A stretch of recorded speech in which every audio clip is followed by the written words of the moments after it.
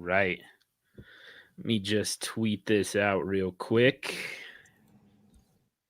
And we can get going here. My water cooler always waits until like we're actually recording to make the loudest, most god awful noise possible. Yeah. Just like all right. So seems like it's done. We got the whatever demons were possessing it. We got it out of there, so we can get going here with our live show. I am John Hogue as Superflex Dude, and I'm here with Brian Haar. He's at Brian Haar FF. Welcome back, Brian Haar. By the way, thank you. I know it was a heavy week. We definitely missed you around here, but we absolutely get it. And then excited to be back, man. Yeah, definitely good to have you back. And then John McGlynn, always around. Somehow he's just always there. He's rock solid, rock steady. Yes, I'm like your worst nightmare. I'm here when I'm whether we want you or not. No, you're always. You guys always... you're stuck with me whether you like it or not. Yeah, that's the way we like it. By the way, so he's at John McGlynn 75, and we're here to break down some listener questions, answer some listener questions, break down some listener trades. We've got a few of them already socked away and ready to go. But as everybody kind of files in for the live show, feel free to send us your questions in the live chat.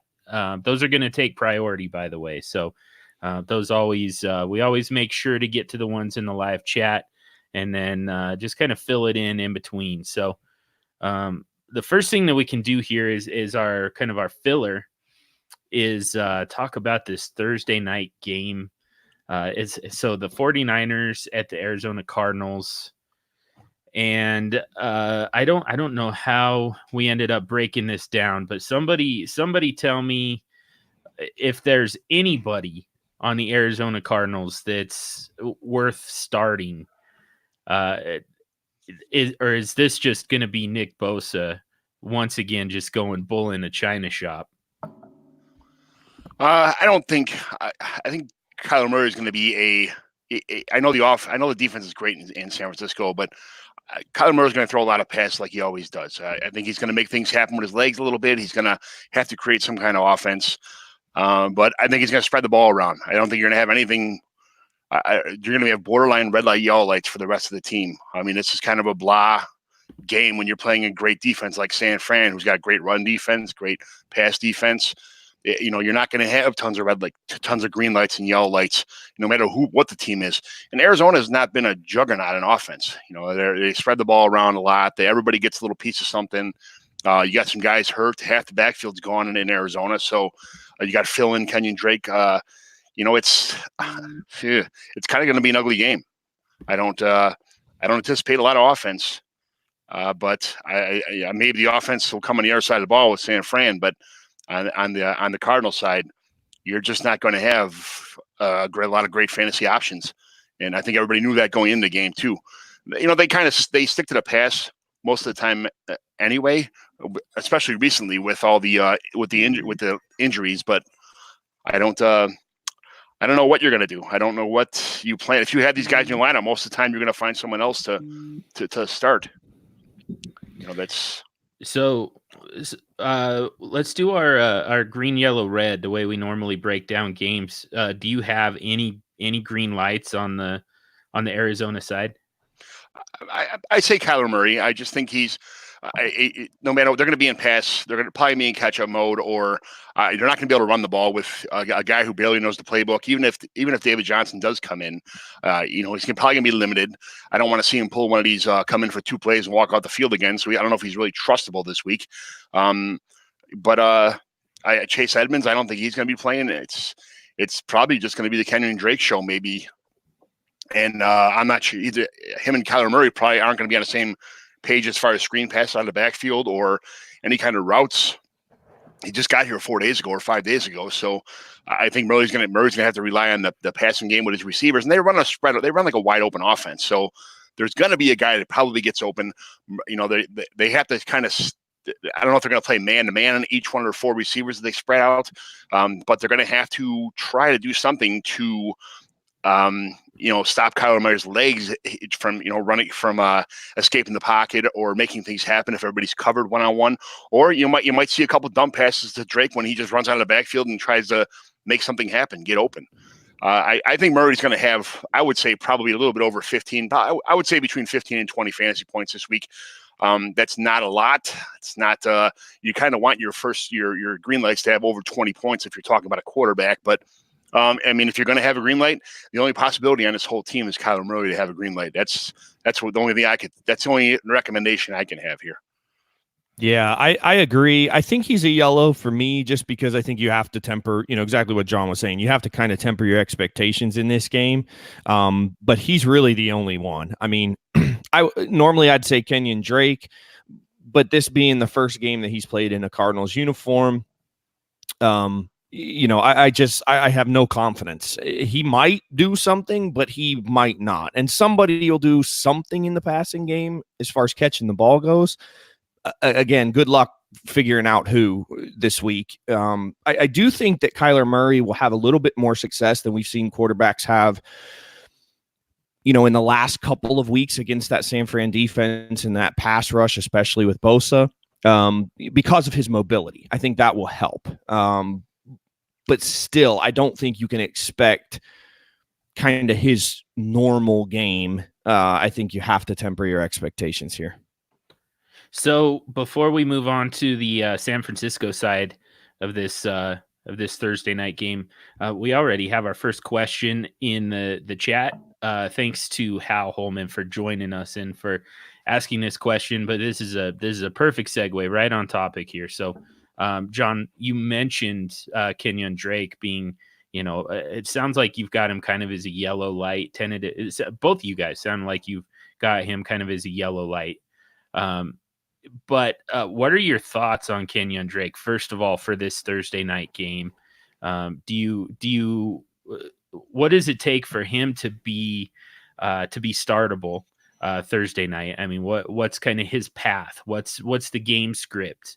Where he's startable in this tough matchup. And then just for the rest of the season, how do you feel about Kenyon Drake? We'll start with, first of all, for the night, the day of this week's game. I think Kenyon Drake's going to be forced into a role, whether it just be spell David Johnson if he plays, or if David Johnson really can't handle the load, which, they're not going to try and throw David Johnson on the field if he's at 60% or 70%. They're not in a big hurry to hurry up and win a Super Bowl. They're 3-4-1. They're not burning the division right now. They've got to keep their best players safe. So I think they're going to use Drake as much as they possibly can this week if they have to. The rest, I honestly think that maybe there may be something further worse that we know with Chase Edmonds. He might have a worse hamstring situation than we know of. So Kenyon Drake might say, hey, we need somebody else that's actually a qualified running back that does something similar to Chase Edmonds does to fill in the rest of the season, that can use the role that we like to use in Arizona in our running backs. So let's go get Kenyon Drake. That's how I think Kenyon Drake's going to be a pretty decent part of the offense going forward. But a decent part doesn't mean that when David Johnson's healthy, he's going to come back and take over everything. I don't think he's going to be anything close to what Chase Edmonds did the other night when David Johnson was out. That's not going to happen. I don't even think it's going to be like a 50-50 rule. I think David Johnson's going to have probably 75 to 80% of this offense, and then Drake will be like 20% if Edmonds is out the rest of the season or a significant time. If Edmonds is healthy and they both all kind of come together the rest of this season, I get David Johnson's probably going to be 50%, maybe 60%, and then Edmonds and Drake will probably be on the field a couple times with him, or sharing the other 20% of load on passing situations only. But David Johnson's a great pass catcher, so I don't know what I don't know what this combination of kind of similar running backs with Johnson and Drake. I don't know how they're going to split them up. If Johnson's healthy, I would expect to see Johnson, who's a way better player than Kenyon Drake, on the field when he's supposed to be on the field.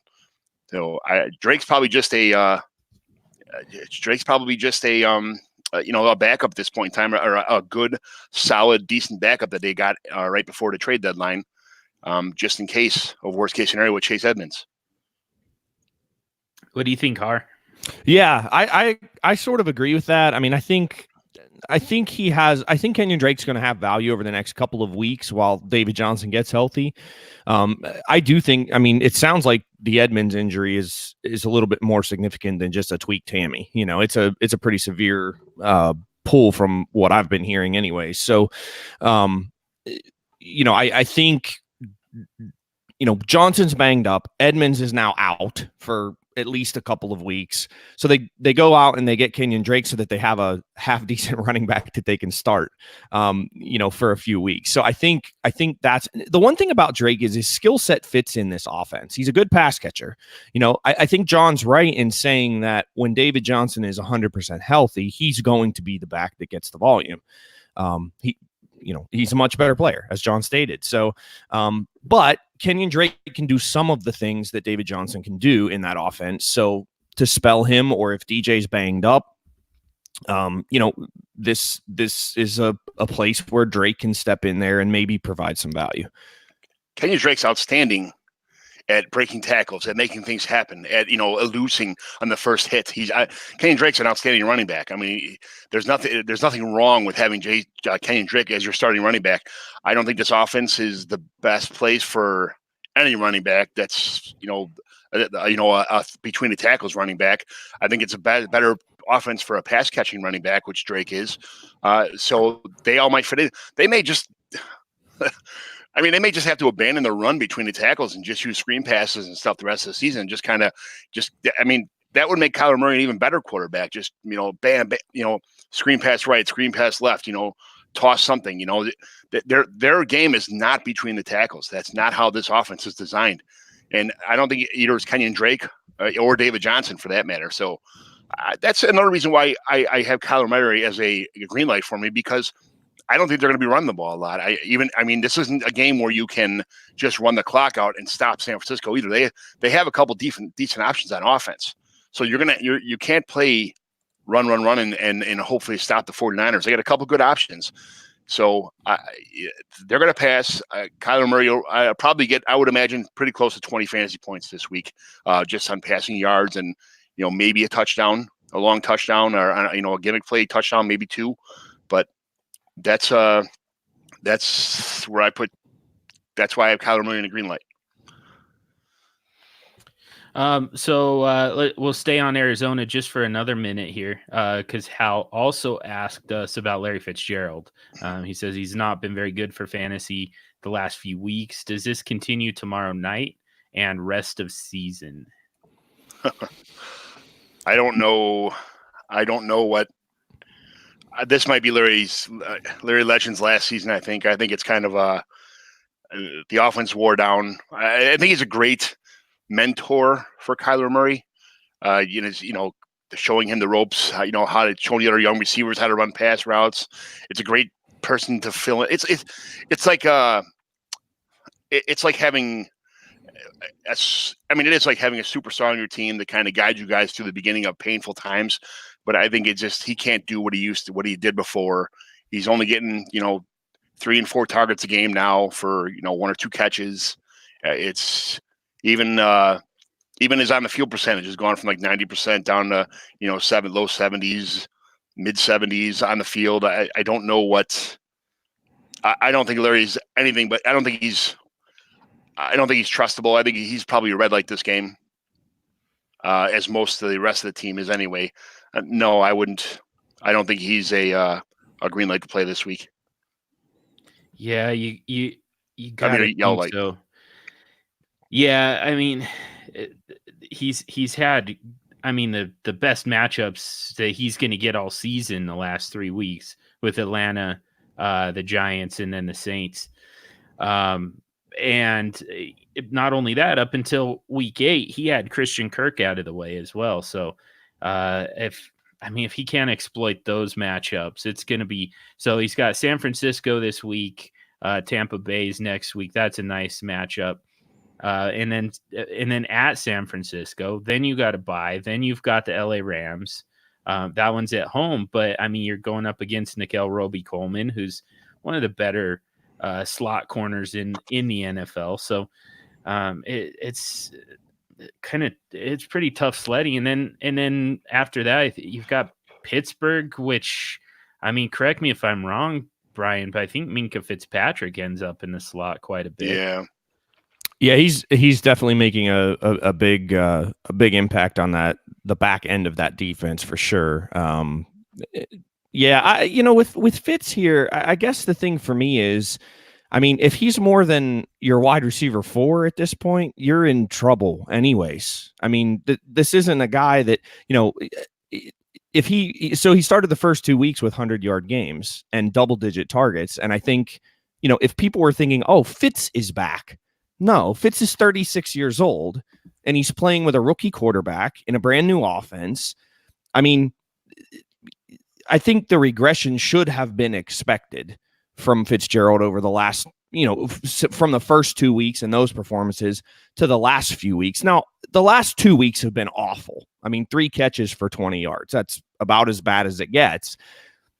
The 3 weeks prior to that, he was in double-digit fantasy points. I mean, he's not scoring 18 and 25 or whatnot, but he's, 10, 12, 11, I mean, they're not great performances, but again, if he's a wide receiver 4 on your team, you're not really expecting a whole lot more, are you? I mean, you're pleasantly surprised if you're getting it, but you're probably not expecting a whole lot more than that. I do see the schedule being an issue moving forward here this season, and I think this is probably it for him. Just based on his age and the makeup of that team. I mean, they're not winning the Super Bowl in the next two years. So, I mean, I don't see why is Fitz hanging around if they're not trying to, if they're not really in position to win a Super Bowl. He would have been a guy that I would have liked to have seen traded at the deadline, to maybe a competing team that could use him. But yeah, it's, I mean, I don't think you can trust him for sure. And that's a shame at this point, but he's again, at this point in his career, 36 years old, rookie quarterback. It's going to probably be some rough sledding. Yeah, I think this is probably the end of his career. It's probably the end. He's going to go off in the sunset here. Schedule's bad. You have one more week the rest of the season to actually kind of use the guy in a somewhat normal situation, for fantasy purposes anyway, and Tampa Bay, and that's it. I don't even think Fitz plays next year, to be honest. This year, I wouldn't. I'd look to trade him now and I don't know how many teams still play with trade deadlines, but I try to trade him for whatever I could on just name value alone and see what you can get for him. Yeah, that sounds right. I mean, there might be some game scripts here. It sounds like kind of the key is, when you're not able to run the ball, that's when Larry Fitzgerald kind of becomes your kind of short yardage guy. You start going to the slot receiver instead with more kind of like long handoff type passes. And that's how you get those, that's how you kind of soften the defense so that you can start going over the top is with Fitzgerald. And I don't think that this is the week to do it. I think that if there is an angle for the Cardinals here, it probably is through the running game. And not only that, Ahkello Witherspoon, I mean, he's like one of those big slot receivers. I mean, this is why he's here, is to cover Larry Fitzgerald and Cooper Kupp, those bigger slot guys. Ahkello Witherspoon is that same type of player. He's that big physical slot corner, meant to slow down these big, slot receivers. So it's I mean, it really does kind of feel like this matchup is intended, to slow down Larry Fitzgerald. And again, I mean, he's 2 of the next 3 weeks. He's got San Francisco, and then he's got a bye following that. So yeah, now's the time to trade him. I mean, that's kind of your your last chance. Let's get to the San Francisco side, which I think Brian was going to take that one. So Jimmy Garoppolo now has an actual wide receiver finally with Emmanuel Sanders. He definitely targeted him often against Carolina. Not to great success, but moderate success. Do we feel like that's going to be an ongoing theme? Does this actually start to buoy Jimmy Garoppolo a little bit? Does this actually buoy Emmanuel Sanders a little bit, or was that just kind of hey, check out our new toy? I think it can. Yeah, I mean, I do think Sanders is a better receiver. He's the best receiver on that roster today. He sets foot in the building. And he's kind of a shell of him his former self too, but he's still a more legit wide receiver one than what they had previously. So yeah, I mean, I can see this. I don't know about this week because of Patrick Peterson, but moving forward, I think I think Sanders can make a difference in that offense. And where I think you're going to see it is with George Kittle, because I just think that it's going to open some things up across the middle of the field, having a guy like Sanders who's a reliable option on the outside. I think that's going to make a difference for George Kittle, and he's really going to take off here in the second half of the season. So I have Garoppolo as a green light this week. Kittle is a green light. And then I have Tevin Coleman as a green light as well. I feel pretty confident after his monster game last week. And especially because the rest of the backs in that offense are banged up. I mean, Breida's possibly not playing. I think it was Mostert is out already. So, Coleman's going to get the volume in the backfield there. And I like him in this matchup too. I think for me this week, Sanders is a yellow. I think you have to temper expectations a little bit because of who's across from him. But those are pretty much, and then I mean, the other wide receivers, I'm not really trusting in this offense. So if you have other options, I'd probably play other options. So I guess those guys are red lights for me, unless you absolutely have to start them. So that's kind of where I am on the Niners this week. Yeah. How about Garoppolo in a super flex? Yeah, I did have him as a green. Okay. I might not have said that, but yes, I did have him as a green as well this week. I think, the key there again, he needs to target he needs to target other guys other than Sanders this week, and Manny will probably get a few anyways. But I'm looking for a monster game out of George Kittle this week. Arizona can't cover the tight end, and that's been proven over and over again this year. So I mean, Kittle's one of the best in the business. I think he's going to have a big game. Arizona's allowing the most fantasy points to the tight end position. So yeah, George Kittle, slam dunk. Maybe the play of the week at tight end, in fact. It's a pretty easy one this week. I mean, like you guys said, it's Coleman, it's Kittle, Garoppolo in a super flex, and that's about it. I mean, everyone else is kind of dart throws. So let's before we get to start talking about some trades here sent in by our listeners, just want to tell you real quick about another podcast that you can find on the DLF family of podcasts mega feed. Along with the Superflex Super Show, you can also get the DLF Dynasty podcast, the flagship of the DLF family. Join the longest running weekly Dynasty fantasy football podcast in the industry as they analyze the game of Dynasty football with veteran hosts Dan Myler, Matt Price, and Ryan McDowell, seasoned professionals who know how to win and don't take themselves too seriously. The DLF Dynasty podcast team will keep you informed and entertained all year long. So again, you can get access to the DLF Dynasty podcast as well as the Superflex Super Show and Brian's podcast as well. Brian's other podcasts, the Trade Addicts podcast. Those are all among so many others, all available on the DLF Dynasty, the DLF family of podcast mega feed. You can subscribe to one feed and get access to all of those different podcasts. let's get to our mailbag.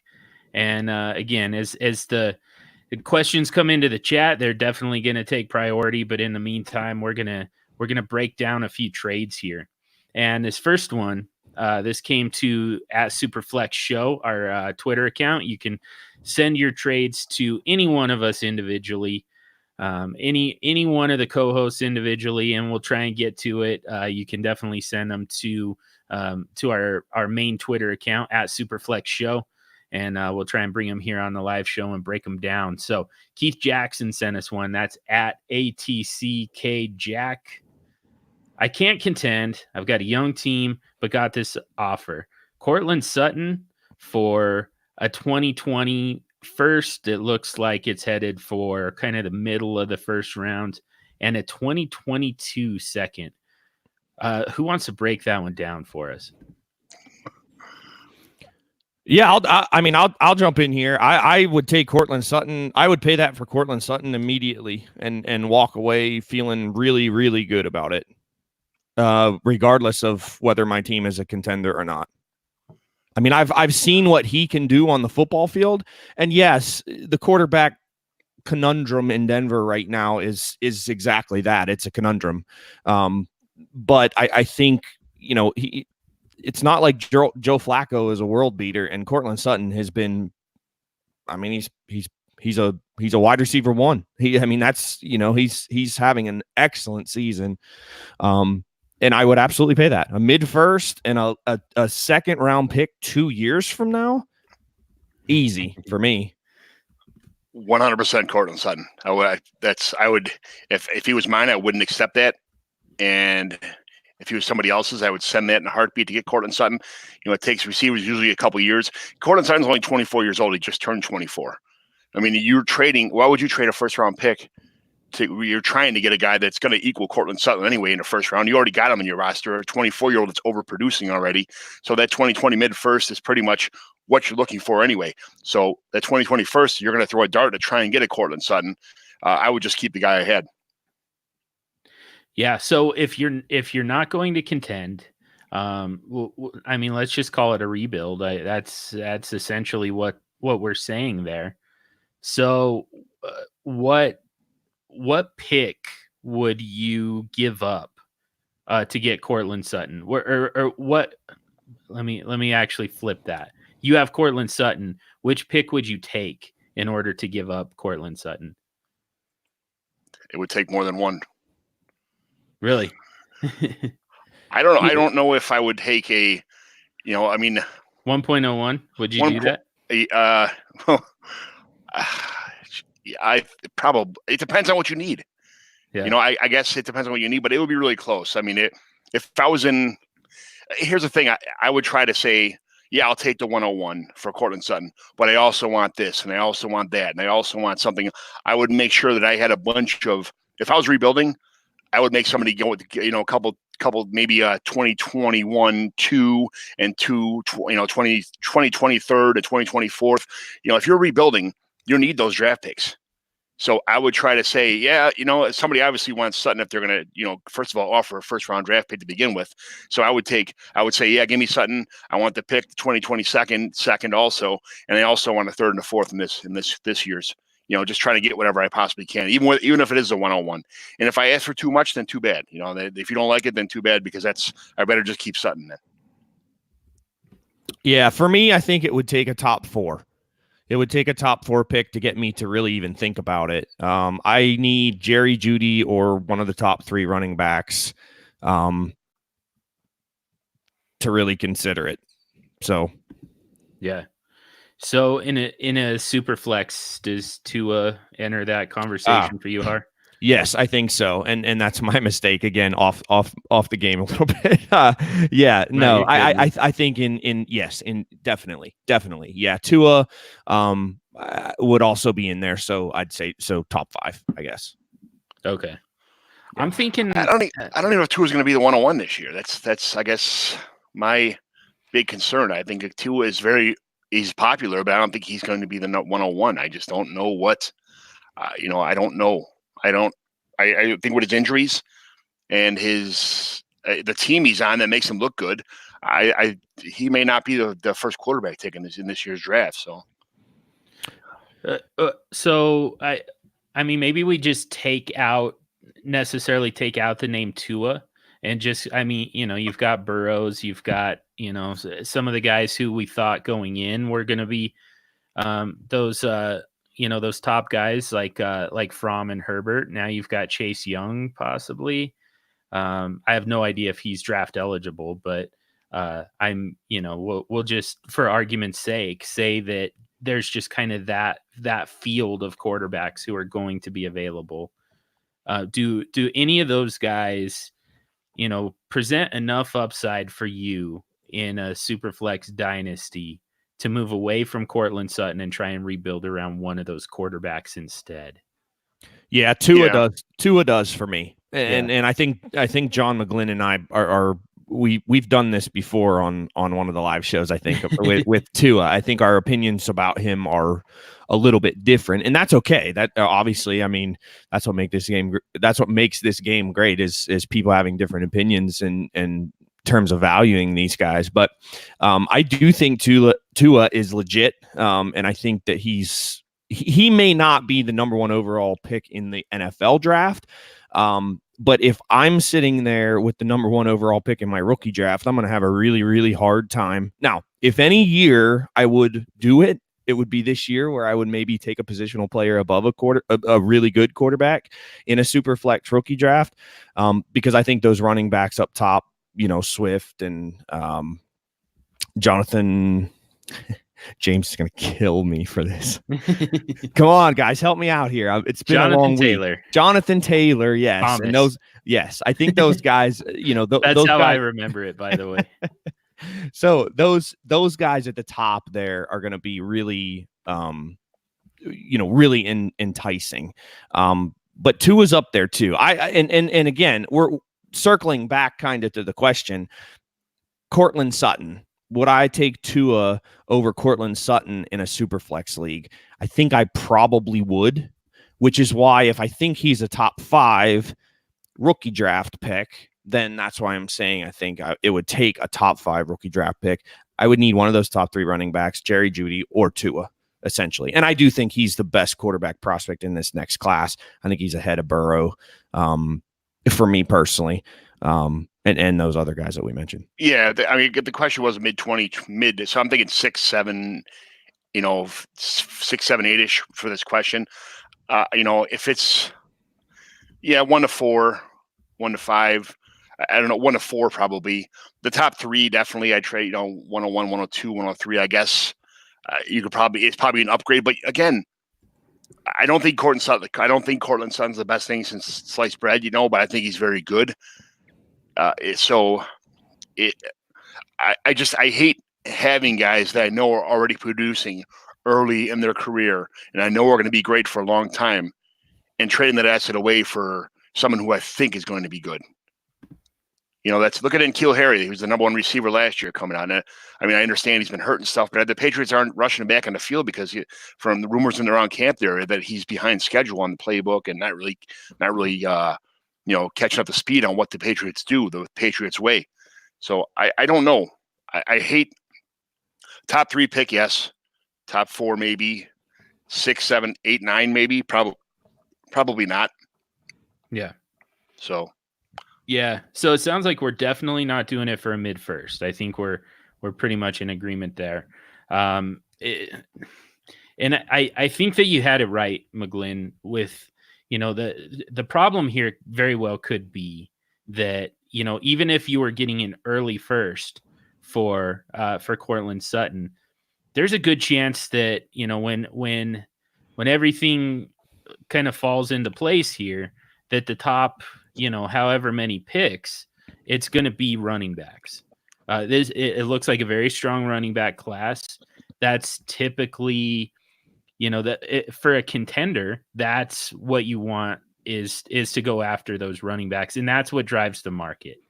The teams that are going to contend in your fantasy leagues, in your dynasty leagues, drive the market, drive the values on, regardless of position.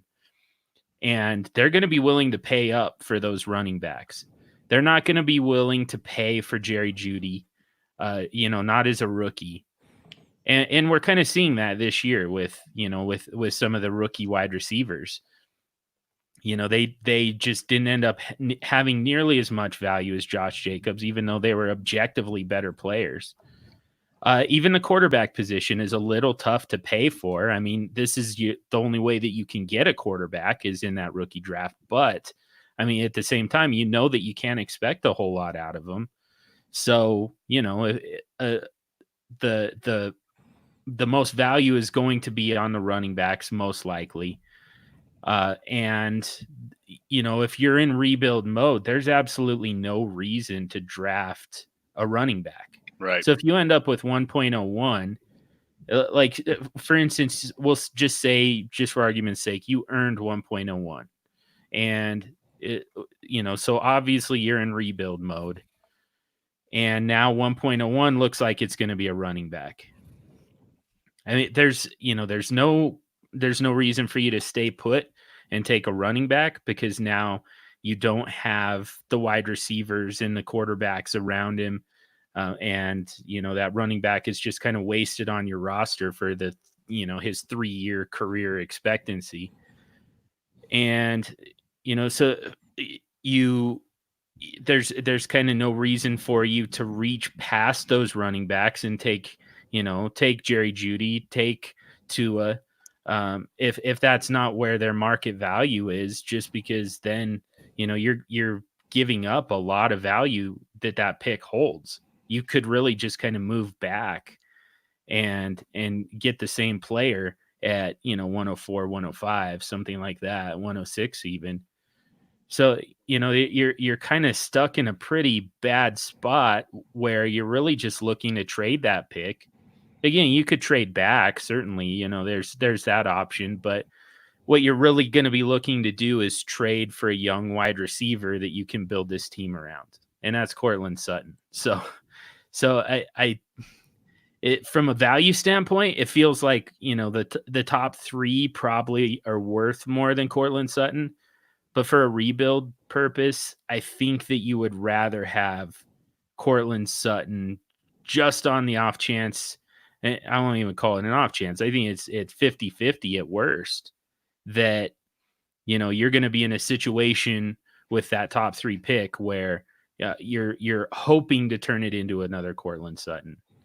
Yeah, it's funny, John, too, because you've seen this scenario happen in Denver previously, right? Yeah. So Demaryius Thomas, his rookie season was decent, above average. It was like, okay, the guy has some talent. Now, I'm not saying that one of the greatest quarterbacks of all time is walking through that door, okay, because Peyton Manning is the guy that walked through the door and made Demaryius Thomas a superstar.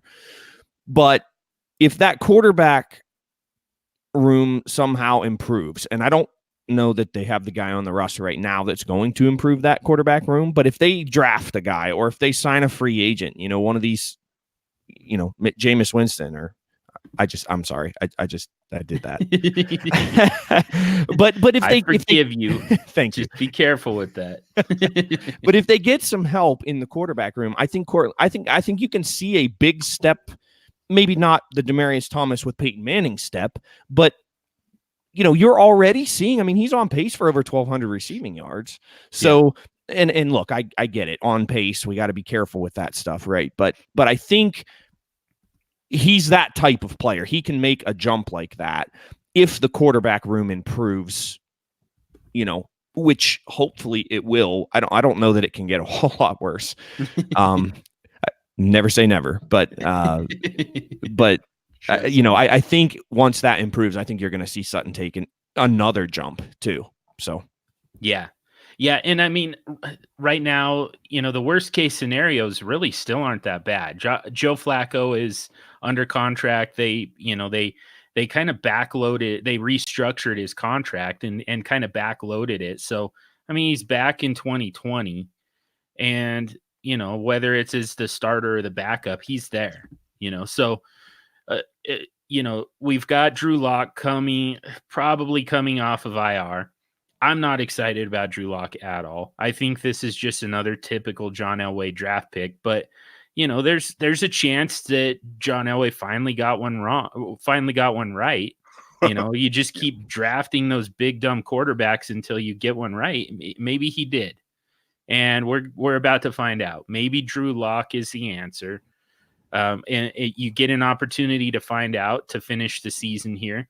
And then, if he is, then there you go. You've got your franchise quarterback. Courtland Sutton gets to kind of learn and grow right along with Drew Lock. And all of a sudden that upside just is immense again. The other scenario being that Drew Lock ends up being kind of what I think he's going to be, which is just another Paxton Lynch, another Brock Osweiler, somewhere in between those two. And, there's, and then you end up just drafting another quarterback. You end up with a high pick and you go get another quarterback in the 2020 draft. This time, take them early in the first round for once, and, stop worrying about their height. Stop worrying about the mobility, and just focus on, the guys who know, how to play the quarterback position. That's all we're really looking for finally. And stop looking for somebody who lines up under center, because it doesn't exist. This isn't the 1990s anymore. Right. So, and then, either you get that guy, either you get that top draft pick. And again, we listed a bunch of guys that it could be, from they love Herbert. I know that. Jake Fromm is still in that conversation. Tua could make it, if John McGlynn is right, this could, Tua could fall within the top 5. Again, Chase Young, if I assume that he's draft eligible, if he were to come out, he would be, he could be an option as well. There are so many guys there who could be available to you. And either it's that rookie or it's Joe Flacco as the bridge. And we've seen Courtland Sutton produce with Joe Flacco. So there's kind of no real horrible scenario here that just completely kills Courtland Sutton's value. I mean, they still find ways to do it sometimes, but I mean, at least nothing that we can imagine right now. Yeah, he's got over 80 catches. He's got his yards per catch over 2 years is over 16 yards per catch, Sutton. So, I mean, this is what you're looking for. Yeah. Before we get to our next trade, Nathaniel Broughton is in our chat, and he asked, he said he's doing a DLF mock draft for November, which I assume is probably one QB. That's what they're doing right now. Just got done with the Superflex DLF mock drafts that build that the ADP available at dynastyleaguefootball.com. And we'll do it again here in about a week and a half. So be prepared.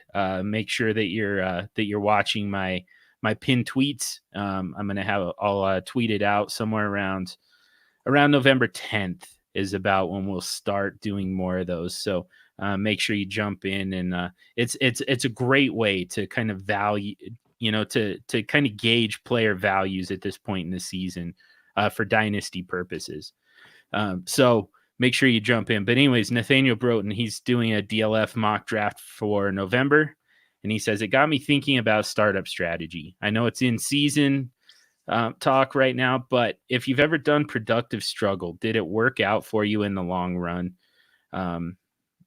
to build a legit dynasty juggernaut? So I'm wondering for you guys, have you like really done a productive struggle type approach, particularly from the startup?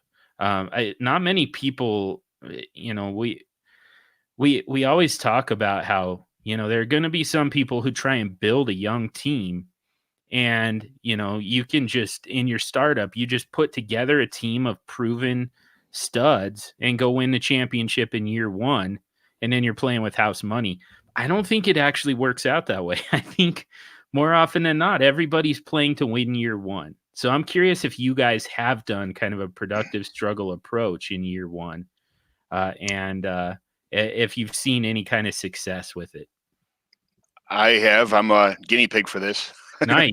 I started when my redraft league that we've had for I don't know how many years. All my guys were all redraft guys, so we did a mock draft for a whole year. We did a mock draft and played a whole year so people can understand like how Dynasty goes and what a taxi squad is. And I kind of walked into the steps of kind of changing over from redraft to Dynasty. So we had one whole year of that. I won it that year, but I knew it was just a kind of a 1 year deal. Now that was 2 years ago. Last year I drafted, and the draft I drafted was for the future. I drafted Godwin, DJ Moore, DJ Chark, a bunch of guys like that kind of like everybody was scratching their head about the draft. And it's I took my beating year one.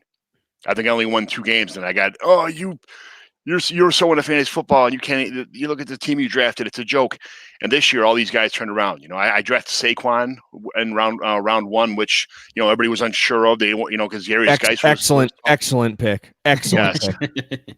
So if you look at my draft board, everybody made fun of me about my draft. Oh, what kind of draft is this? But this year, I only lost 2 games. Those all the young picks I had are starting to come into fruition, and they're all young players. Now you're not going to hit on them. I cut DJ Chark after year 1 because I thought he wasn't producing, and that kicked me in the butt. I cut John Ross after year 1. That kind of bit me in the butt. I kept guys like Emmanuel Sanders, who I thought were going to produce. I kept not Emmanuel Sanders, Deshaun Hamilton. So a lot of it is patience. That's the thing, is when you draft a young team like that, and you're planning for the future, man, you get an itchy trigger finger about improving your team all the time. But you have to let these guys sit for a couple years and take your lumps sometimes, or enjoy the fruits of your labor, because it really is hard to build a good dynasty team. And like I look at other guys who are producing for other teams right now. If I just would have sat down and kept my big fat finger off the cut or the trade or the cut for these guys, my team would have been awesome. I would have been I'm already the high scorer, but I would have been the high scorer and the league. I would have been undefeated, and I would have had 5 or 6 more years of dominance if I just would have kept the team I had originally. But I get a little. I'm so used to the redraft. I'm still in redraft mode from years and years of redraft, and I think starting. There's nothing better than starting a dynasty league and anticipating the future. Yeah. Of course, you could draft Julio Jones and Aaron Rodgers and all the older guys who are still studs and win it for maybe a year or 2. But if you do that and you try to rebuild through the draft, I'm not going to say I'm not a huge draft guy, but you're taking your chances. I like seeing guys who are already who I know. Building a team like this is special, but it takes patience. That's all I'm going to say. Yeah. So Har, I mean, you're involved with a ton of leagues with the, trade addicts and everything. And, sure.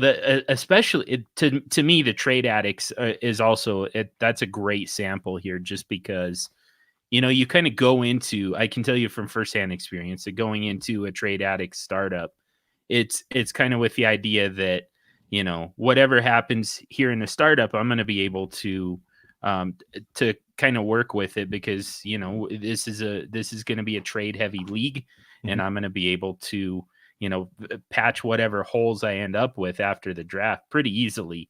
It's going to be a pretty quick turnaround. It is as quick as I want it to be. I can really kind of take whatever approach to this that I want to take, because it's going to be just such a trade heavy league. So maybe, between your own experiences and kind of watching others, maybe you've got some kind of anecdotal evidence. But what do you think on this? Yeah. So I think the big thing here with this particular strategy is you have to trust your draft evaluation process. If you aren't confident, so every dynasty player, typically every dynasty player, every fantasy football player has a weakness, right? So some of us are better at trading and evaluating player values. Some of us are better at startup drafts and some of us are better at evaluating rookies and Devi and that end of things. So know your strengths is what I'd say first and foremost. If you're not strong in Devi and kind of evaluating and predicting these young players coming into the league, then I don't necessarily think that productive struggle is the avenue I'd go most of the time. Now, what I typically do personally on my teams is I like to balance my teams, because then I can go either way. Okay. If I have exclusively young players on my team, then typically you're not going to have enough of those guys hit to give yourself a shot at winning in year one. But if you go all, veteran heavy, and then maybe you suffer a couple key injuries, now you're sitting there with no young core to build with towards the next season. And you just have all these old guys that are going to be another year older next year. So I like to try to mix my roster as best I can. I know I don't know if people would consider that a cop-out to the answer to the question, but that's how I build my rosters. I try to mix veterans. I'm always looking at value in startup drafts. That's what I go by. I go by, where are these guys getting taken? Where do I value these guys with that information, along with my own evaluations of players? And where does the value lie? If I can get a guy who I think is a veteran in round 13 that's going to give me, wide receiver 1 or running back 1 production, well, then I have no problem taking that guy there. If I think that there's a chance for a rookie to walk into a successful situation and maybe produce right away, then maybe I'll take him a round higher than where he's being evaluated. So for me, I try to do a mixture. I've never gone full productive struggle because I am one of those people that I have a hard time. I have a hard time I hate when I'm not at least competing a little bit. Like, I like to hang around, and I know that's awful. We talk all the time about you're either a contender or you're not. I'm a lot of times I'm the guy in the middle, trying to still be a contender and seeing if I can throw a couple trades together to get me into the contention. So I've not done the productive struggle from the get-go. But I've seen it work. But it's exactly what John said. It takes patience. You have to be patient, and you have to be confident in your evaluations of those incoming rookies, because if you're not confident in that, you're going to do exactly what John did. You're going to get frustrated halfway through year one and be like, these guys suck. See ya. And then you haven't waited long enough to let them develop and let them show you what can they do once they get the opportunity. Yeah. I think that's actually a totally legitimate strategy, by the way, Har. Because I've said this, on previous shows here. I feel like, and I don't have evidence to back this up, but I really I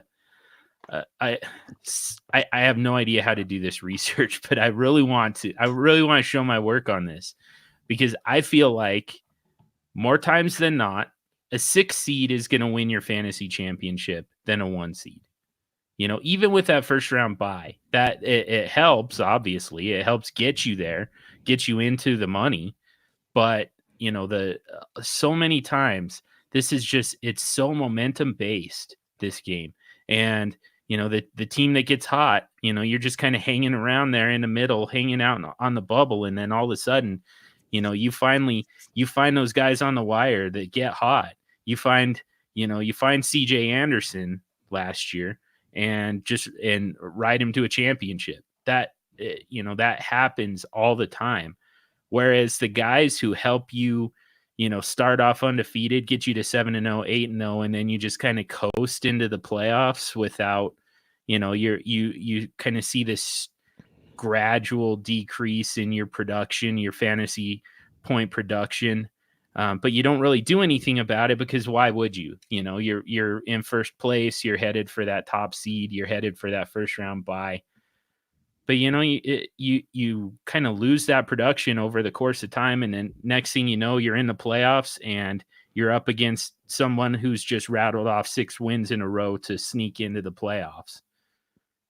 They were sub 500 and they smoke you. That happens all the time. So, I don't fully subscribe to the idea that if you're not a contender that you need to just throw it into productive struggle mode. I think that those bubble teams are still, that you can still find the right mix. So, for that reason, yeah, I mean, productive struggle it's a hard thing to really embrace. And there is just kind of that competitive side for all of us. So, let's actually we got a question here from our brother J Mike. He said, by the way, that Trade Addicts is a fraternity. Indeed. So our frat brother is here with a question for us. Hey, Mike. When mixing your roster, how do you determine if you should ride with a player until the very end of his career, i.e. Larry Fitzgerald, Antonio Brown, even someone like AJ Green? How do you decide if you should ride with that player until the very end of his career? My God, look at that picture. J Mike is so dapper. It's ridiculous. That's awesome. That was not professionally taken, believe it or not. Fresh out of the barber right there. Look at that. Nice clean cut on the shave. A nice fade. Nice job, J Mike. Yeah, so I mean, I think that's a really good question, and I think it's one that we all struggle with as GMs, dynasty GMs. For me, I know there is a sentiment that you need to get out a year early rather than a year late. You hear that all the time on social media and when you're listening to podcasts, and it's better to be a year early than a year late. I do not agree with that. And the reason I don't agree with that is so I understand the idea of, well, if you hang on to a player and you don't maximize the return that you're going to get, in trade value, then you're doing yourself a disservice. But here's the thing.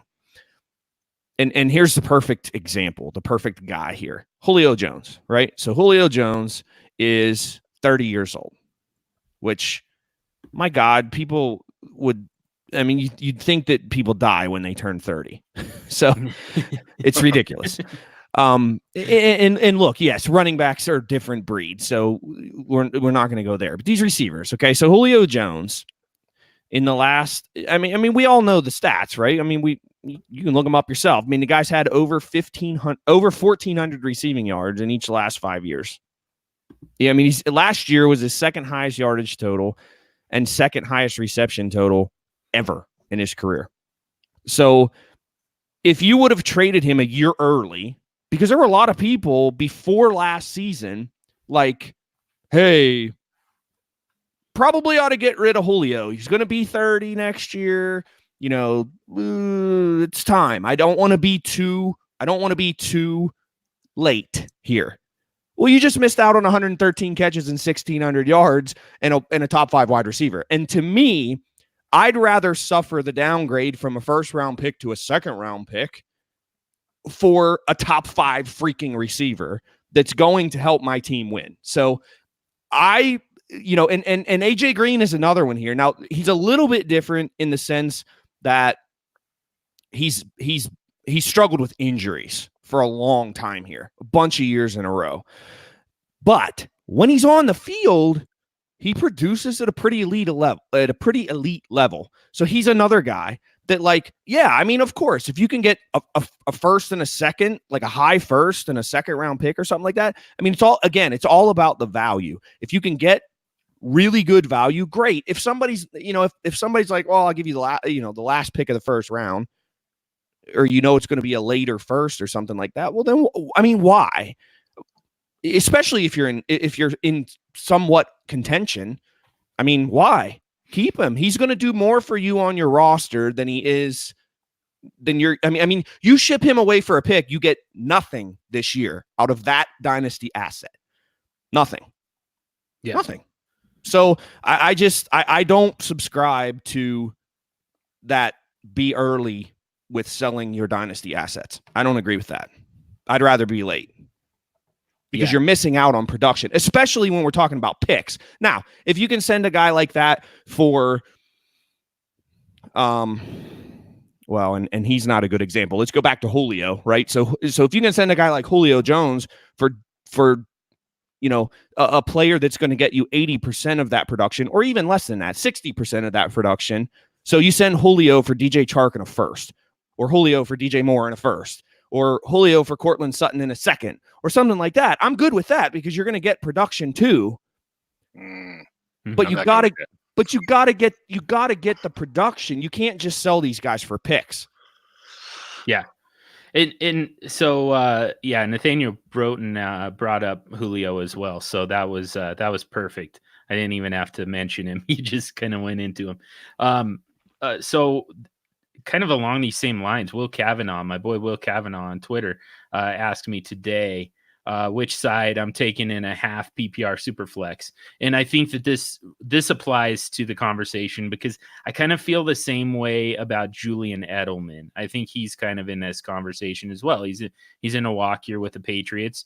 We know what their loyalty ultimately ends up being like towards any of their players. Plus, not to mention 41-year-old quarterback. It feels like that one could really blow up at any time. So he was asking about trading Sammy Watkins away to get Julian Edelman, Carlos Hyde, and then 2 2021 thirds. There's basically no value there. That's two pennies on top of this whole thing. So Edelman and Hyde really for a team that's favored to win the championship. You're kind of giving up long-term production with Sammy Watkins, but you're getting back Julian Edelman and Carlos Hyde. And in both cases, it's very possible that you're losing both of those guys after this year. They're going to help you go win the championship, and then you're done. You're done with it. They die on your roster, essentially. You're not going to get anything back in return. But my point to him was, just the fact, beyond the fact that they help you win the championship, and there's pretty significant value in that. There's a strategic advantage to winning the championship, in money leagues, because now, you've got your buy-in paid for how many years, while you work on kind of rebuilding it and recovering what you gave up with Sammy Watkins. But the other thing about it is, and this is a little bit, it's a little bit position dependent, but at the wide receiver position in particular, you can, every year we see these guys kind of come out of nowhere. So, it's not like you're just kind of stagnant. You're just kind of left with the corpse of this wide receiver. You kind of, it's not like when, the end does come for Julio Jones, man, it feels like a really dark way to talk about a 30-year-old human being, in prime physical condition, by the way. But when he does hit that cliff, when Julio Jones does hit that cliff, it's not like, you've just been kind of sitting around doing nothing to replace him in the meantime either. We're seeing DJ Chark kind of come out of nowhere, and he's looking like he's got top 10 dynasty upside at the wide receiver position. We kind of saw Auden Tate come out of nowhere. There are a number of these guys who just kind of pop up out of nowhere on you. And, you've got an opportunity to keep reloading in the meantime. And it feels so much easier to stick with that player, knowing that, at the same time, simultaneously, you're kind of rebuilding your stable of wide receivers anyways. So that's the case with most positions. The running back position is tough. That one, that one you kind of have to keep cycling through them, and it's not even a value thing. It's just the fact that there's so many different ways for them to, to lose production and lose their, their dynasty value, like in short order, and you're not going to see it coming, and you're not going to have time to prepare. But the other positions, I think you're generally going to see it coming. So, and you've got an opportunity to, to kind of plan for it. You've got, to come up with a contingency. So, in the case of Julian Edelman, I mean, my vote was pretty easily. You make the trade, you give up Sammy Watkins. You get Julian Edelman, who I think for the rest of the year is going to be better than Watkins anyways. And on top of that, you get Carlos Hyde, who's been a flex consideration at running back. So, and you go win the championship, and then you deal with it later. Agreed. So, Man, good stuff, boys. Wow. Let me make sure we don't have anything to get caught up on here in the chat. But in the meantime, I got another one today. This one, I don't believe it came to the Super Show account, but it definitely came to my individual account. And again, you can send these to any one of us individually, and we'll try and get to them. You can also send them to @Superflex Show. But this one came from James Shoemaker at FF Pole Tsunami, one of the most appropriate Twitter handles that there are. As I generally if I wake up to only single digit trade polls from James, it's I start to wonder if he's doing okay, or if we need to do a welfare check. So James asked, though, and this one was last night actually, how much is Pat Mahomes worth in a dynasty superflex? And his options were 4 2020 firsts, 3 2020 firsts, 2 2020 firsts, or 2 2020 firsts plus a player.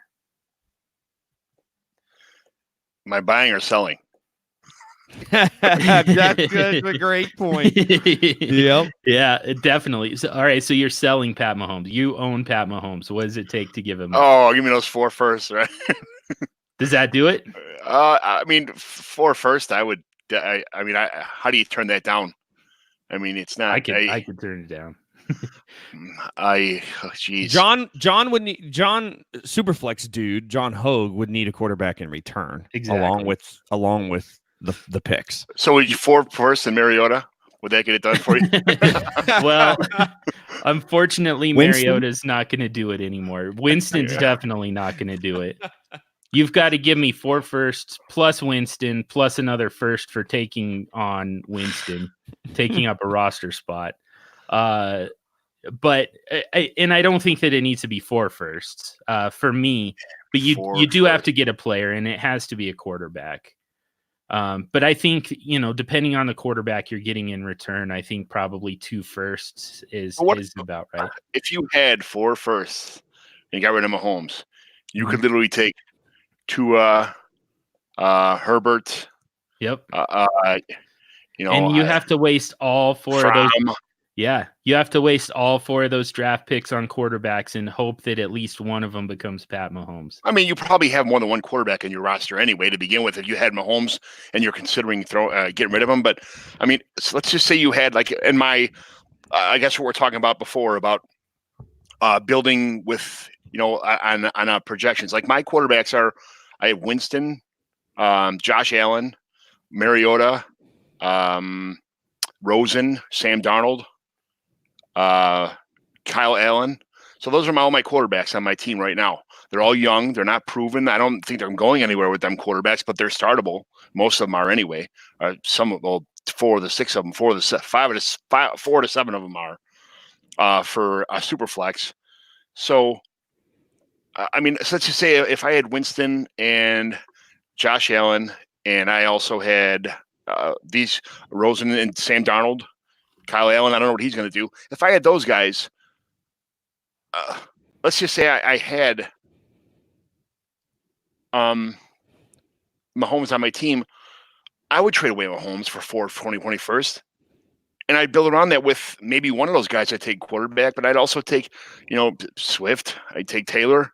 I take Judy. I mean, let's just say those are all high first picks, like top 5, top 7 picks. The 4 of those are top 7 picks. I could rebuild my entire franchise for one quarterback. Yeah. Yeah, I think so. So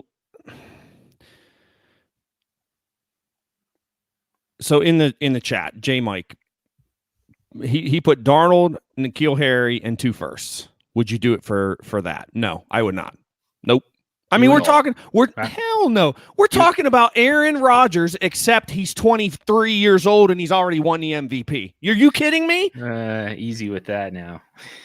Hey, John Hogue. Hey, John Hogue. No, hey, John Hogue. Who's your number 1 quarterback right now? Yeah, it's Pat Mahomes. Mm-hmm. Damn it. Mm-hmm. Damn it. All right, you got me. Fine. Congratulations. I would not do that. Now, I understand an argument for it, and I understand your argument, John, in saying that you could turn over your whole roster with 4 first-round picks. Here's the problem with first-round picks. They don't hit. Yeah. Often. Yeah, I get it.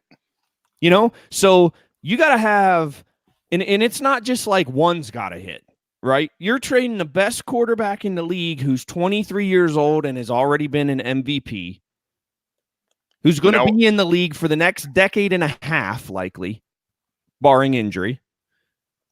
You better hit on all damn 4 of them, or you've just done yourself a major disservice. So what if those 2 firsts are tracking to be, top 5? Does that change anything for you, or no? Because I don't random to because I don't think Sam Darnold's a top 10 quarterback in this league ever. Really? I don't see. I look at quarterbacks in a super flex where I'm looking at. I want 20 points a game from my quarterbacks. That's all I want. A steady 20 points a game. Mm-hmm. I don't need to have 49 points a game. It's not going to happen from everybody all the time. It's not. If I can get 20 points a game from my quarterback, that's all I'm asking for, and I'm happy with that. So. Yeah. I don't really. If I can have a bunch of mid-range quarterbacks, which almost all quarterbacks have, their first 4 or 5 quarterbacks are all mid-range. If I could have a handful of mid-range quarterbacks, and let's say I got Mahomes in the 5th round 2 years ago, in my rookie draft or 4th round or whatever, 3rd round, whatever you drafted him in, But if I got him late, mid in my rookie drafts a couple years ago, and I have him now, and I'm looking to rebuild. I mean, I already have a handful of mid-range quarterbacks. You better believe I'm taking 4 first for them, because I rebuild the rest of my team around my mid-range quarterbacks that are already getting me 20 points a week. Yeah. I mean, if you've got that roster construction where you're heavy at quarterback, it makes a little bit more sense. The problem is, one thing that I really don't like to do is give out discounts based on my roster build, and that's kind of what you're doing at that point. I mean, it's not a discount in terms of trade value necessarily. I mean, to me, if there's a player that's worth 4 first, it should be Pat Mahomes. Saquon Barkley too. Well, no. I think I probably paid that, but I still disagree with it. It's okay. Move along. But if so from a value standpoint, that's probably about right. The problem is, I mean, when you're actually in that situation where, you've got Pat Mahomes and you're faced with that offer, how many people can actually click accept? I think that people have a really hard time actually doing that. And so, it makes it really hard to make that move anyways, just kind of in a vacuum. And so if that's the case, then I have a really hard time making that move, even if I have the quarterbacks that I need in order to make that trade. Just because I know that I'm essentially giving a discount. I'm making a trade that I wouldn't make, with an average roster build.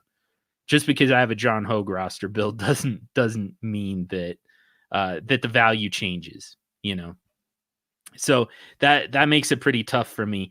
That's why I've got to get a quarterback in return. Now, I will say, though, and this is where I agree with John McGlynn, that that Darnold, N'Keal Harry, and 2020 first, especially if those are tracking to be fairly early first. And by the way, all offseason I talked about don't try and project those picks.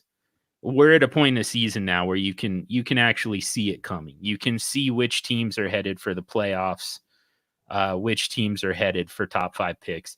You can start to figure that stuff out. So, it's appropriate to do it here in week 9 of the NFL season, where it's absolutely not in freaking July and August. Don't try and do it. But anyways, if I would make that pick, or I would make that trade, I would take Sam Darnold. It is a little bit risky because of, we don't know for sure what we're getting with Darnold. He's still super young though. Yeah. Young enough to get mono. And so, I think that, it makes it a little bit more risky. There are guys that I would rather get, but I mean, you're getting N'Keal Harry in return. You're getting those 2 first. And like J Mike said in the chat here, the value of those first is still going to increase up until, it's on the clock. Whereas Pat Mahomes is probably going to stay pretty stagnant from here.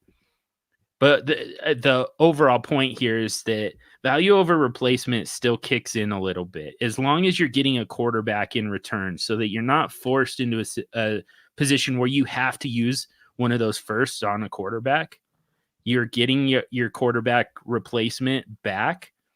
Again, like John said, a quarterback who's going to put up 20 points, consistently every week, versus a quarterback who's consistently going to put up 25 points a week, and then, every now and then give you that 40-50 point game. I'm still fine with Darnold. I think that Darnold can do just as much for me as Pat Mahomes. He's not going to win me weeks the way Pat Mahomes does, but he's going to keep me in every single game.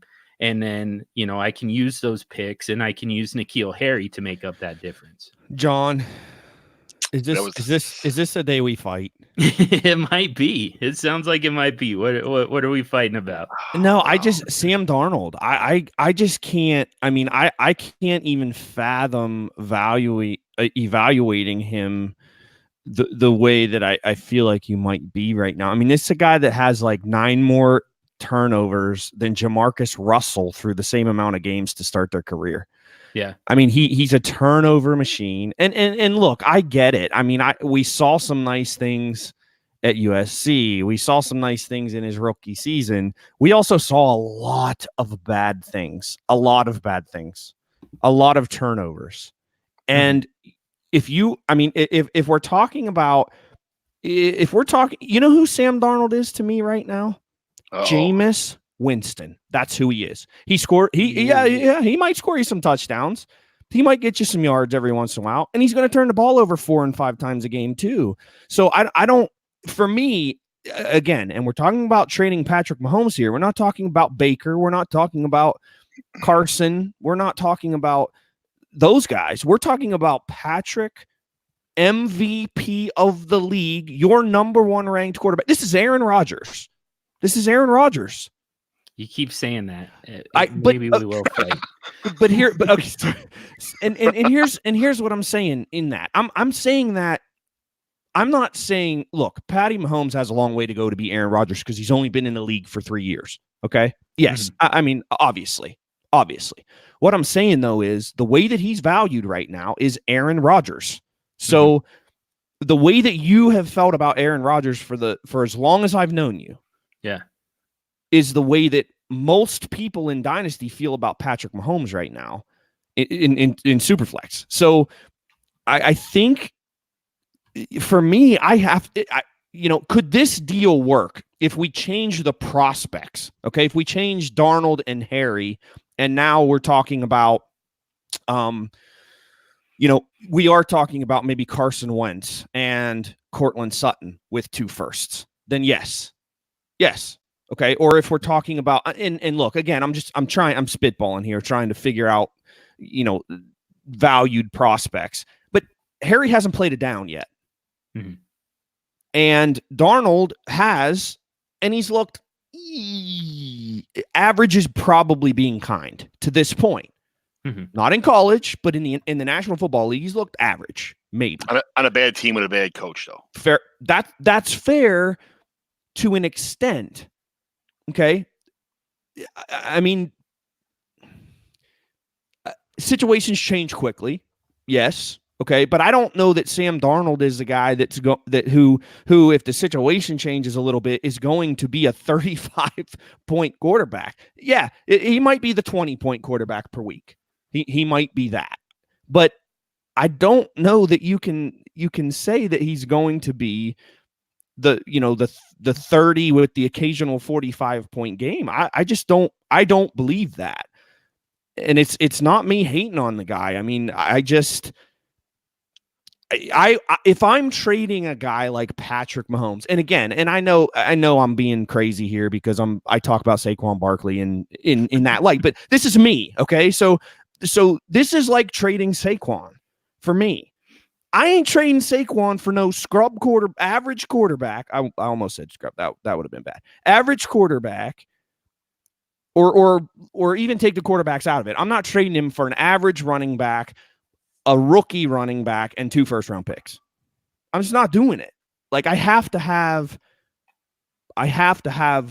for the elite top end players, I have to have better players coming back if I'm doing a deal like this. That's just me. Okay.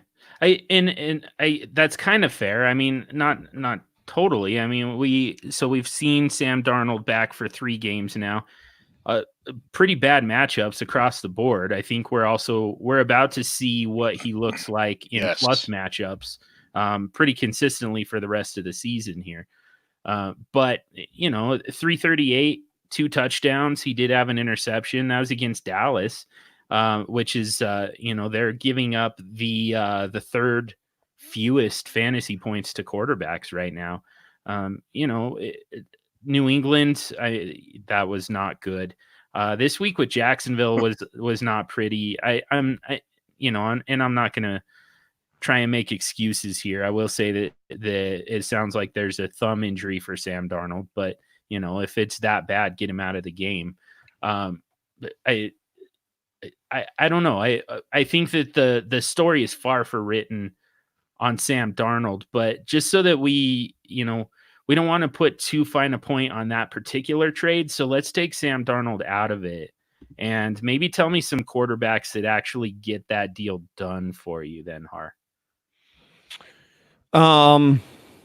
Like, does Jacoby Brissett, does that get it done? No. Does Baker Mayfield get it done?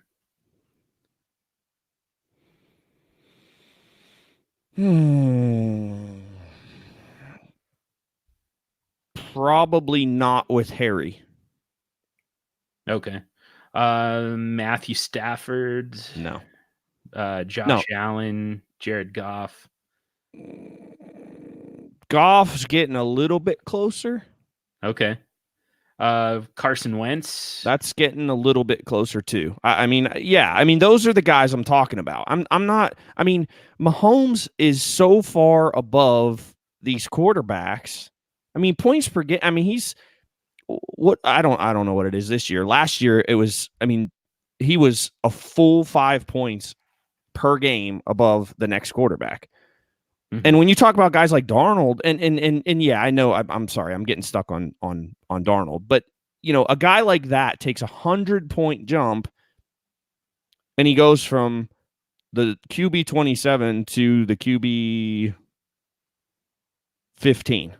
I'm not selling Patrick Mahomes for the 15th quarterback. Mitch Trubisky. It'd be similar if Mitch Trubisky was in there for me. But that's my point here with Darnold. And again, I'm getting stuck on. Okay, so there's more. They're doing the quarterback things. Russell Wilson gets it a lot closer. Yes. Dak gets it a lot closer. Yes. Do those get it done for you? Russ would. Yes. Russ Wilson would. Yes. Okay. All right. Good. Dak Dak would be, I would probably end up doing the deal. I'd still try to get a receiver that I felt a little better about than Harry in it. But yes. No, I don't have a secret crush on Darnold, and I didn't give him mono. I did have mono when I was a kid, though, but I did not give it to Sam Darnold. Daniel Jones? No. And I like Daniel Jones. So do I. I'd rather have Daniel Jones than Sam Darnold. They're close. How about Lamar Jackson? Does that do it? I think it probably would for me because I'm getting a top 5 running back too in one player. Yeah. All right, fair enough. We've gone way long here, but we also haven't hit nearly everything that we wanted to get to.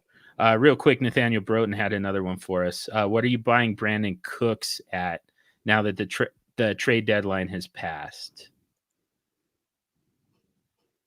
So for the NFL purposes, and I don't know that anything was necessarily going to happen there for the Rams to move the needle one way or the other, but officially nothing has changed for the Rams. So Brandon Cooks, where are you putting his value?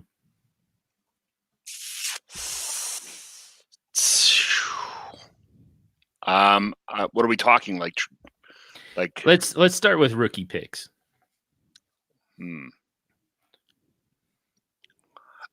Geez. And again, I mean, we can talk random 2020 picks, but at this point in the season, we can also start to project those a little bit. So, if you feel like it's gotta be, a top 5 pick or something like that, let's do that too. I don't think it has. Well, I don't know. Random. I think this is similar for me to Sutton. I mean, I would probably take Sutton over Cooks at this point because I've seen enough. I think that leads me to believe moving forward that Courtland Sutton is going to be producing at a very high level for a while here. So, but it's similar mid first. I mean, I wouldn't sell Cooks for anything less than that. A mid first, so call it a random first. Do you think? Is that fair, or does it have to be? It probably has to be the 108 or better for me to really consider it. Okay. Yeah. Again, proven commodity. I mean, that's the thing is you're getting a guy who is, he's on an offense that produces. I don't know. He produces. It does. The concussions do worry me a little bit. A report came out yesterday that he's going to Pittsburgh to see the concussion specialist. That's nationally renowned at UPMC, and that's big. I mean, that's a legit concern with him. He's had 2 concussions this month, and obviously, those compound. So, that does scare me a little bit. So I understand somebody wanting to get out from under that. So maybe if you're nervous about the concussions, maybe you do it for a late first. I'm not selling him for a 2nd round pick though. I'll just sit on him no way and hope he comes back, and gives me a few games and then maybe try to capitalize with a mid first or something like that. Okay. Deal. All right, we've got a few more here. We'll try and just shotgun these though. Try and get some one word, one statement answers from you guys, and we'll check Twitter. But first one though, this one is extremely important. So I want you guys to take this very seriously. Uh-oh. Is there anything worse than candy corn? Peeps. Wrong. No. Damn, candy corn. Candy corn is so much better than Peeps. Are you serious? Are you serious? I'm coming to Denver. We're steel cage match. Hell in a Cell. It's on. I like my chances if you're eating candy corn first. It's just wax, just kind of just a ball in your stomach, just weighing you down. What are Peeps, bro? You couldn't have Peeps are like they're sugar coated air. It's They're like both there's garbage. nothing to them. You couldn't have picked the But- two worst situations. I mean, if I was stuck in a room and it's like a Saw movie or something like that. It's like, in order to get out of this room, you have to eat pizza or candy corn. I would just die. Oh man. Man, Ugh.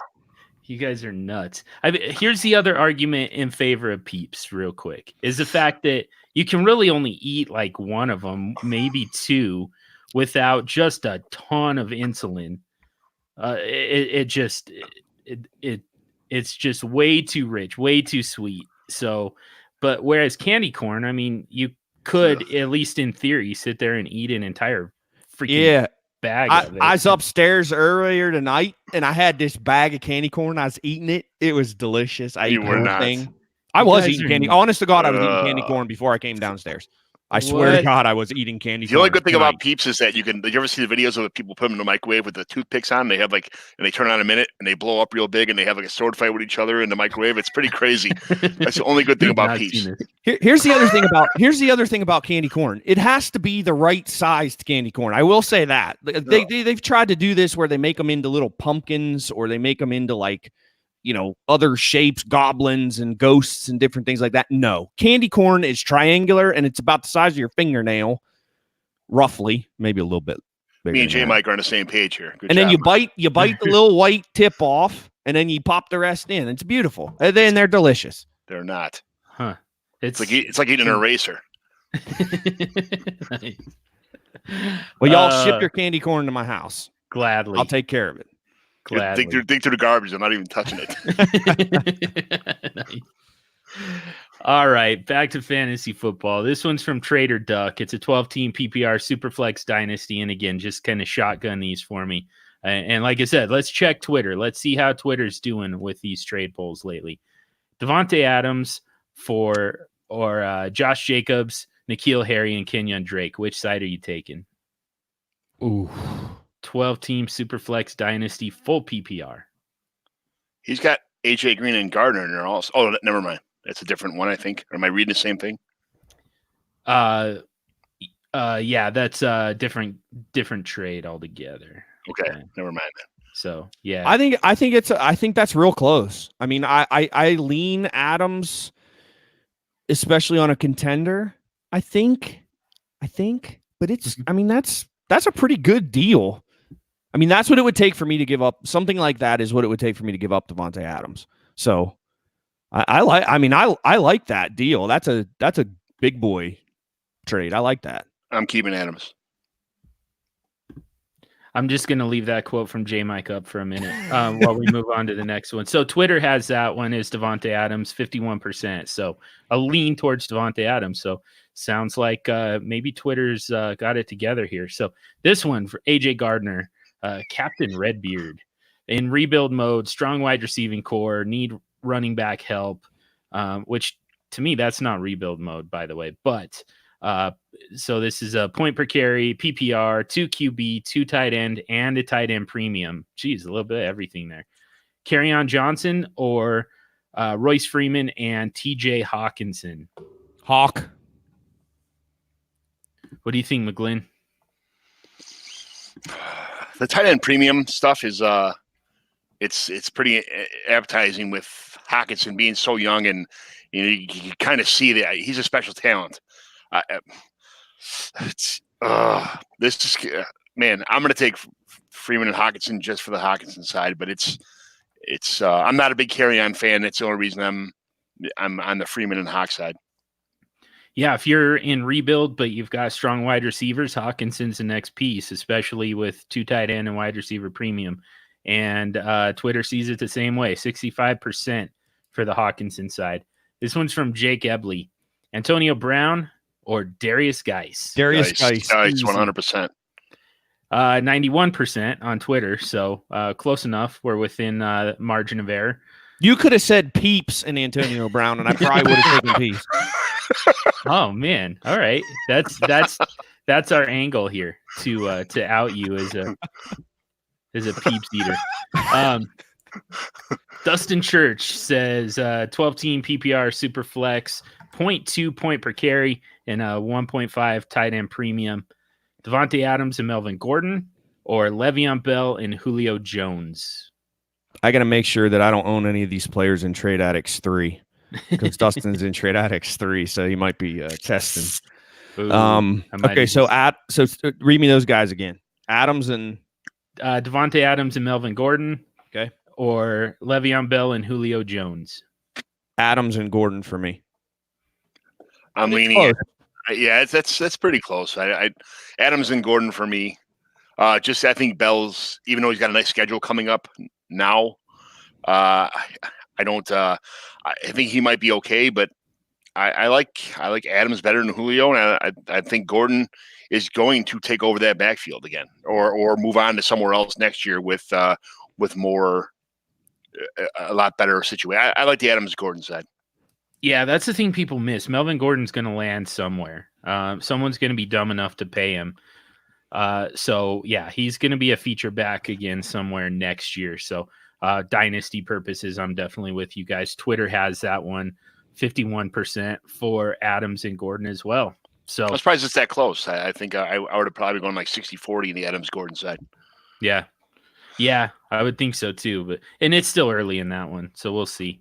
But that'll do it. That's all we got, and we only went almost an hour long, so not bad. Good to know that Twitter is doing well on the trade polls. I'm sorry to hear that Brian Haar eats candy corn. And it is actually pretty passionate about it. Hey. Yeah, you better watch out, buddy. I mean, Jameis Winston's over here. I mean, he's gonna make you eat some W's too. I love Jameis Winston. I don't know. I understand he looks bad on a football field, but as far as fantasy purposes are, 20 points a game. He's my guy. I get he's going to move on somewhere else next year. I don't care where he goes. He's going to get 20 points a game until he's out of the league. So he's got probably 4 or 5 more years in this league before he's finally maybe gone. But I don't know. He's going to go somewhere else next year, whether it be Tennessee or, I don't think he's going to Chicago, but I think they're stuck with Mitch for a year or 2 more. But he'll go somewhere else, fill in, be a 20-point guy. He's not a backup yet. He's not that bad. Yeah. I like Jameis. And he starts out bad. He makes bad decisions. I think he's in a perfect spot right now.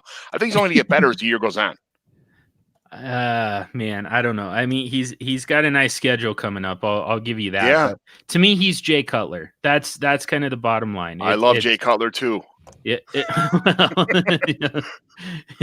Yeah. And you got a year with him in Miami, and I'm sure it was a lot of fun, especially compared to what you've had since. So yeah, I don't know, man. The big thing to me, and James the Brain always says, availability is an ability, and it is still an ability, and it annoys the hell out of me. You know where James got that? Where did you get that? Do you happen to know where he got that? This guy named Brian Haar. You ask him the next time you talk to him. James just burned me on a trade. Did you make that up? I'm pretty sure that he at least heard it from me. I'm not going to say that I'm the first one that's ever said it, but he shouted me out on Twitter when I said that on the Trade Addicts pod one time. So, oh man, all right, we need to start giving you full credit for that one. I'll take it. I mean, every once in a while, I say something that sounds decent. So. It also doesn't annoy me quite as much when you say it, because you don't say it like with the intention of trolling. Like you're actually being practical with it. So I appreciate your usage of it. But in this case, this is where it really applies with Jameis Winston, because the availability is going to become a question. It's going to become an issue. It's going to affect his ability, because at some point these NFL coaches are going to feel like, I can't win with this guy. I can't have a guy who throws, bad interceptions. I can't have a guy who turns the ball over and makes bad decisions. I can't have a guy who can't consume a playbook, who can't run the 2-minute drill, who can't change, who can't audible at the line of scrimmage because he can't remember, his hot reads and stuff like that. I can't win with that. And it's going to lead to him being a backup and a very good backup. But, I mean, he's not going to be on the field. So that's where it affects him for fantasy purposes. So anyways, just had to go on a quick Winston tangent because I really don't like Jameis Winston for that reason. But, so we got to thank everybody who showed up to the live chat.